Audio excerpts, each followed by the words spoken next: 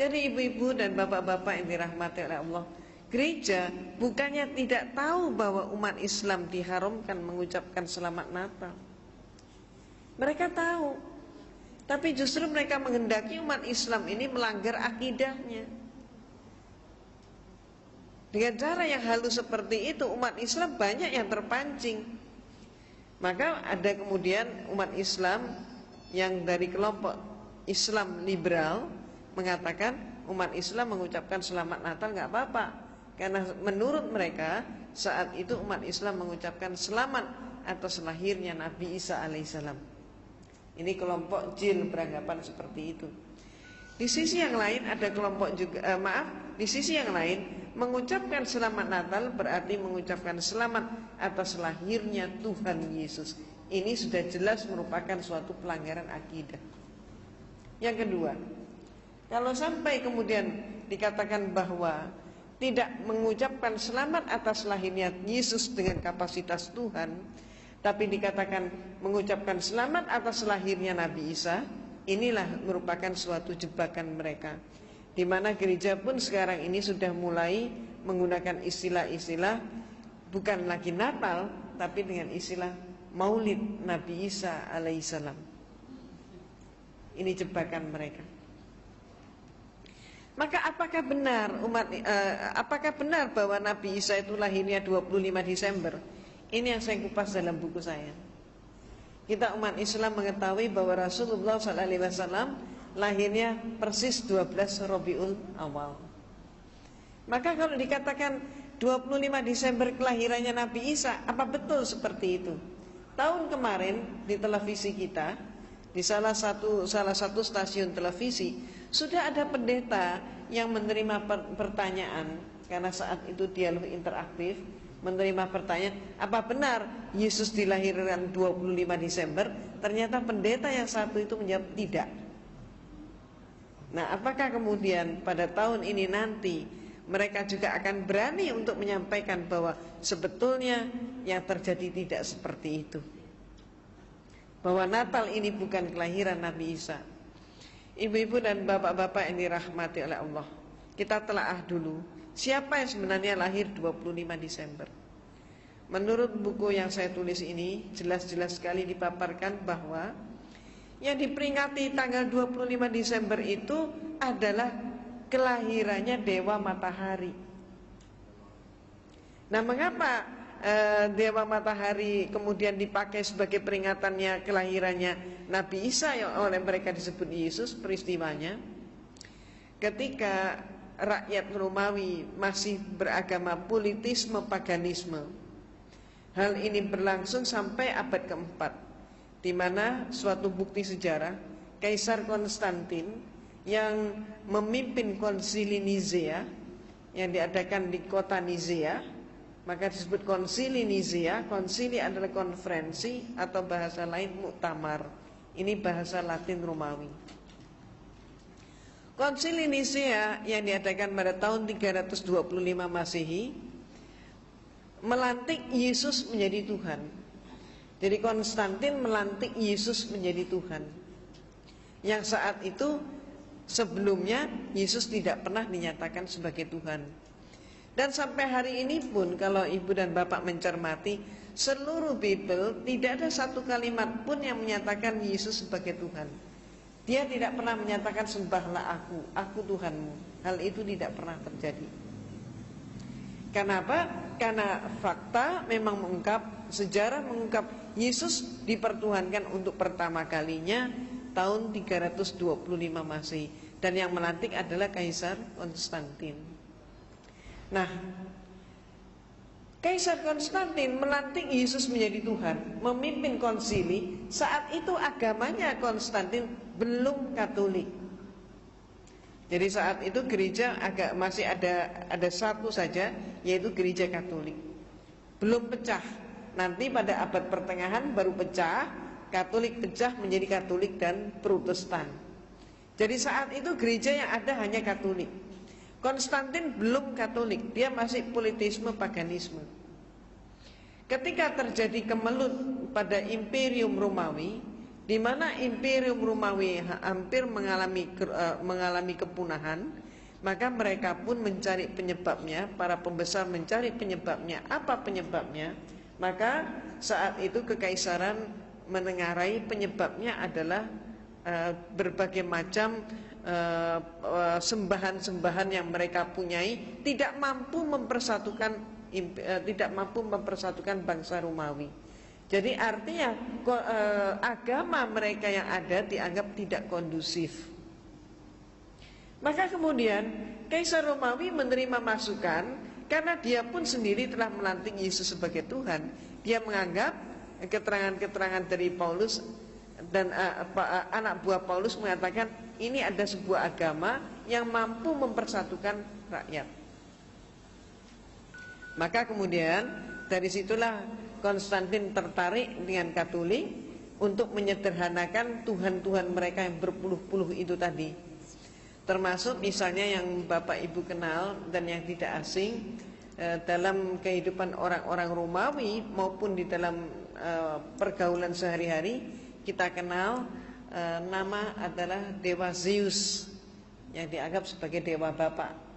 Bapak Ibu juga kenal istilah Dewi Jupiter, Aurora, Venus, maupun juga yang lain. Termasuk Bapak Ibu juga kenal dari film televisi atau film-film lain, Hercules termasuk itu, termasuk Xena termasuk itu. Semua itu adalah dewa dan dewi yang mereka sembah. Tidak mustahil tiap rumah mempunyai sembahan yang beda-beda. Walaupun di antara sembahan yang demikian banyak itu ada persamaannya. Di antaranya yang mereka sembah adalah Dewa Zeus. Ini yang paling populer. Selain itu juga ada dewa lagi yang sangat populer, yaitu Dewa Mitra, yang juga disebut Mitras atau disebut Dewa Ra. Ini sama, yaitu apa? Yaitu Dewa Matahari.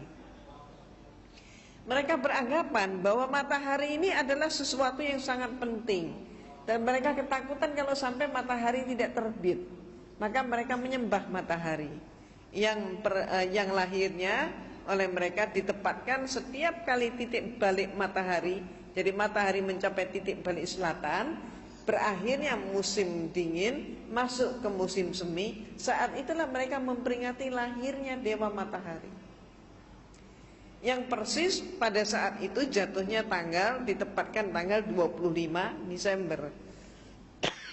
Orang-orang Romawi terbiasa setiap tahun satu kali mereka pesta pora untuk menyambut lahirnya Dewa Matahari.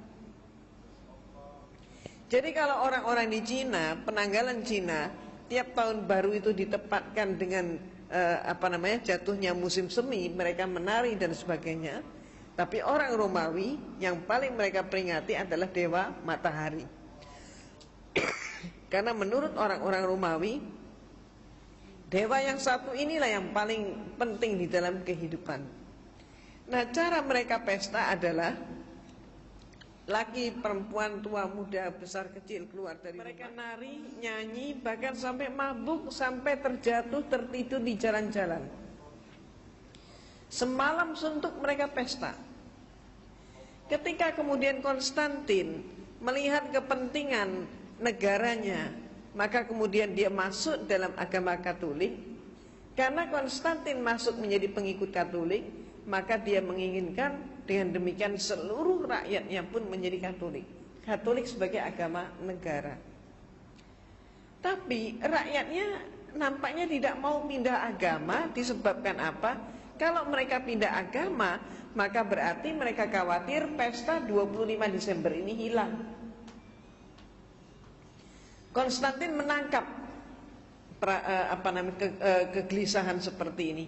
Maka cepatlah kemudian dia menyatakan, rakyatku, dia umumkan, pesta 25 Desember tidak akan hilang, justru akan dilestarikan. Karena Yesus lahirnya pada tanggal 25 Desember. Karena Yesus lahirnya 25 Desember menurut Konstantin, maka rakyatnya berpikir lebih jauh lagi. Oh, kalau begitu Yesus adalah anaknya Dewa Matahari. Ini oleh mereka diiyakan juga.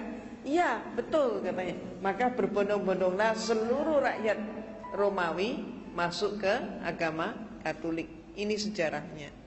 Maka sejak saat itu pula, maka seluruh patung-patung dewa matahari diubah namanya menjadi patung Yesus.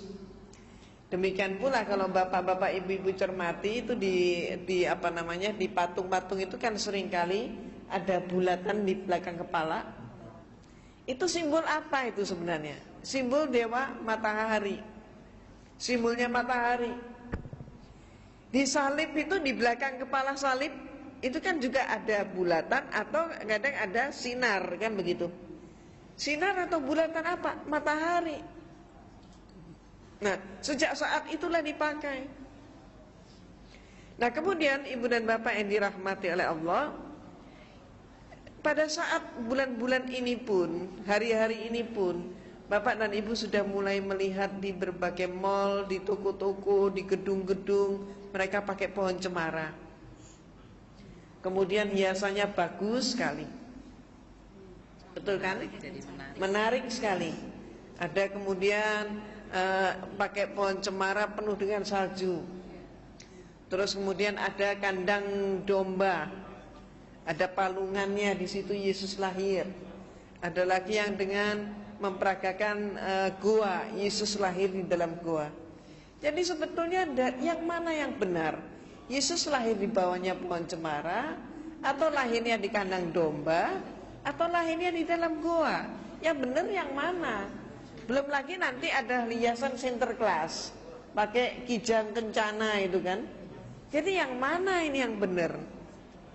Nah, ternyata ibu-ibu dan bapak-bapak yang dirahmati oleh Allah, di dalam Bible, di dalam kitab suci mereka, di situ ada 4 buah Injil di dalamnya, yaitu karangan Matius, Markus, Lukas, Yohanes.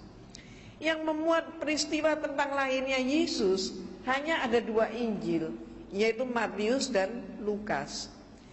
Di dalam buku saya pun saya kutip dengan persis seksama apa kata Matius dan apa kata Lukas.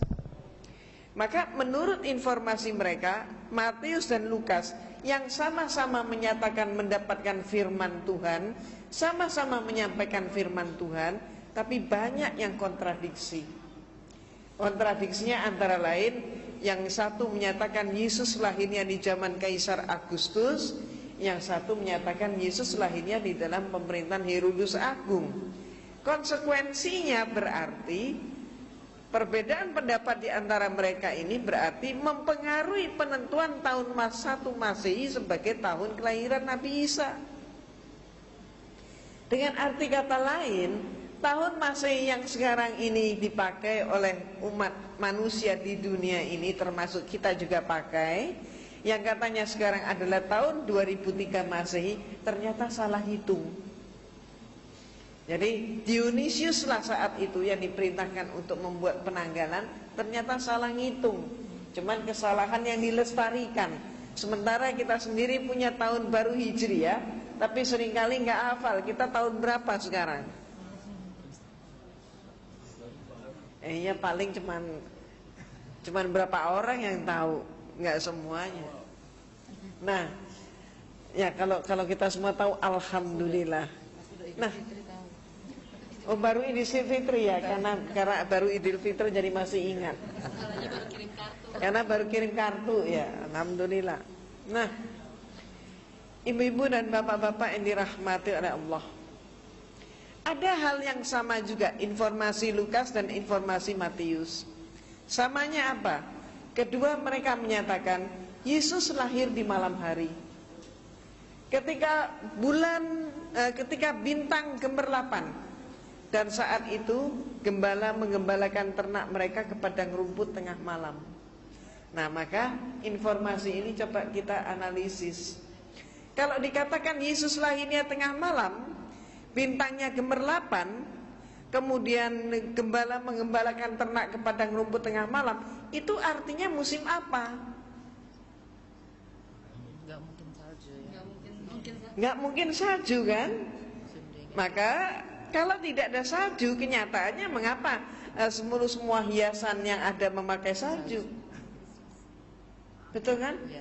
Jadi kalau bintangnya gemerlapan, nggak mungkin salju turun. Itu pertama. Nah, yang kedua, Dikatakan gembala mengembalakan ternak mereka ke padang rumput tengah malam katanya. Kalau kenapa gembala kok digembalakannya tengah malam? Kenapa tidak siang hari? Lembur. Katanya lembur saat itu belum dikenal. Kenapa?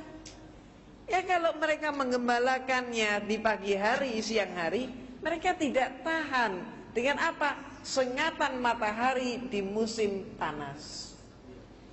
Maka mereka menggembalakannya justru di malam hari saat musim panas. Tapi kalau musim dingin menggembalakan di malam hari, beku mereka. Jadi berarti itu saat musim panas. Perhitungan peredaran bulan, waktu, dan musim tidak mungkin saat itu terjadinya di dalam bulan Desember. Nah, sehingga pertanyaannya, siapa sebenarnya yang mereka peringati? Dan nantinya ketemu yang mereka peringati sesungguhnya adalah dewa matahari. Itu sebabnya maka kitab Yahudi mengatakan Yesus lahirnya di dalam bulan Elul. Nah, bulan Elul itu kapan? Bulan Elul itu antara Juli September, bukan Desember. Kalau kitab suci Al-Quran, maka kita simak bersama firman Allah di dalam surat Maryam. Dikatakan dalam surat Maryam bahwa Nabi Isa alaihissalam dilahirkan oleh ibunya di bawah pohon korma. Ketika pohon korma berbuah dengan lebat, maka pangkal korma digoyang, buah korma pun berguguran. Ini musim apa? Musim korma berarti musim panas. Jadi alhamdulillah ibu dan bapak, bulan Agustus yang lalu saya mendapatkan anugerah dari Allah, saya bisa berumroh. Nah, maka ketika mengadakan perjalanan ke Sharjah, maka di sana saya masuk sebuah museum. Di halaman museum itu ada pohon korma yang berbuah lebat. Dan saat itu di Saudi memang banyak sekali pohon korma yang buah kormanya pun berguguran di sekitar pohon itu. Sedang musim buah korma, pas panasnya pun sedang luar biasa. Pas panas-panasnya, antara saya di sana saat itu antara 40-50 derajat. Panas sekali. Dan kami semua yang mengunjungi museum itu dipersilahkan oleh penjaga untuk memetik buah korma dari pohonnya sendiri. Bagi orang Indonesia ini suatu yang sangat langka. Maka kemudian ketika saya petik satu buah korma, apa yang terjadi? Satu saya tarik, yang lain pun berguguran. Nah, inilah saya sangat bersyukur atas karunia Allah termasuk bisa membuktikan ayat itu. Jadi pangkal korma digoyang, buah korma pun berguguran. Padahal saat itu yang saya goyangkan, karena saya tarik adalah salah satu tangkai, ternyata semua yang lain pun ikut berguguran. Nah, ibu-ibu yang saya hormati, seluruh itu tadi jadi adalah musim panas. Dan jangan lupa seluruh Palestina, Yesus itu dilahirkan di sebuah desa yang namanya Bethlehem. Provinsinya adalah provinsi Galilea. Ini adalah bagian daripada Yudea. Yudea adalah bagian daripada yang disebut sekarang Palestina. Seluruh Palestina nggak ada pohon cemara bisa hidup. Dari dulu sampai hari ini nggak ada satupun pohon cemara. Yang ada seluruh Palestina itu pohon korma.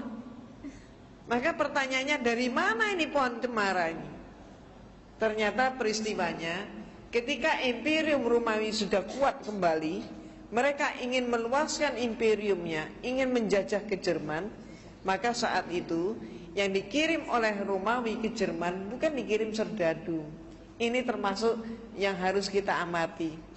Jadi suatu invasi terhadap suatu negara tidak selamanya lewat tentara.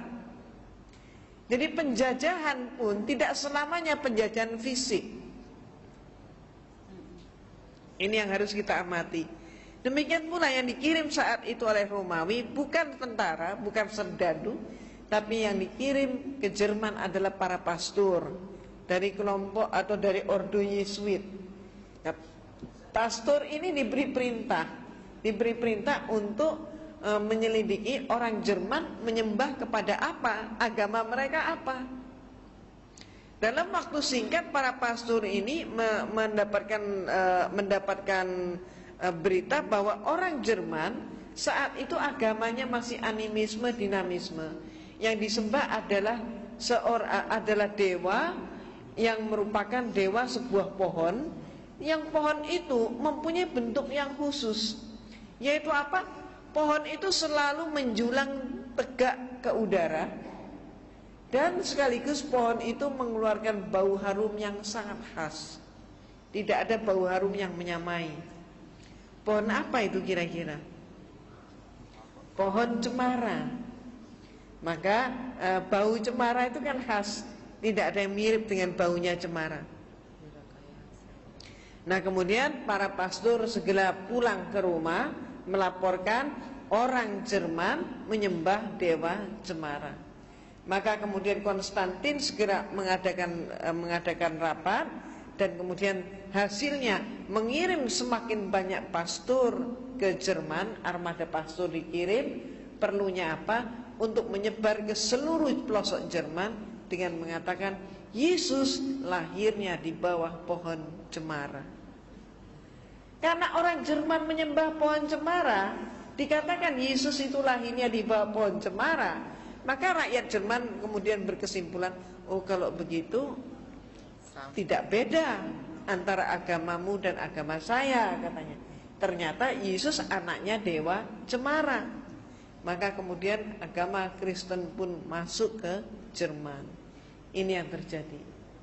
Nah, ibu-ibu dan bapak-bapak yang dirahmati oleh Allah, sekaligus nanti di sini bapak dan ibu akan mendapatkan tambahan wawasan bahwa ternyata Natal itu pun baru menjadi acara resmi gereja pada abad yang ke-5. Sebelumnya tidak.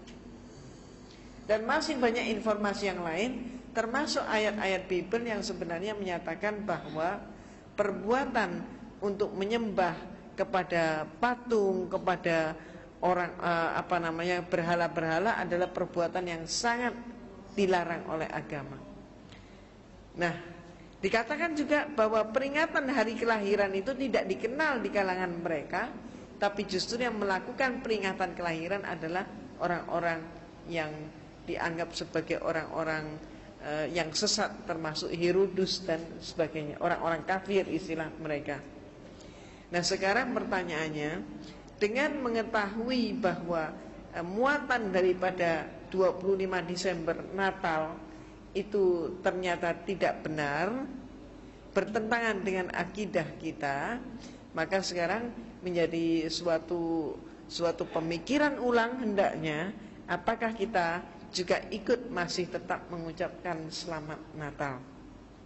Sebab menurut fatwa MUI, menurut Buya Hamka almarhum, maka merayakan Natal ataupun berarti mengucapkan selamat Natal hukumnya haram. Mengapa diharamkan? Itu tadi sebabnya. Dan Kristen memang senantiasa berusaha untuk mempengaruhi kita umat Islam untuk melanggar akidah. Nah, ibu dan bapak, ini dahulu pemaparan saya. Silakan kita masuk dalam sesi tanya jawab terlebih dahulu.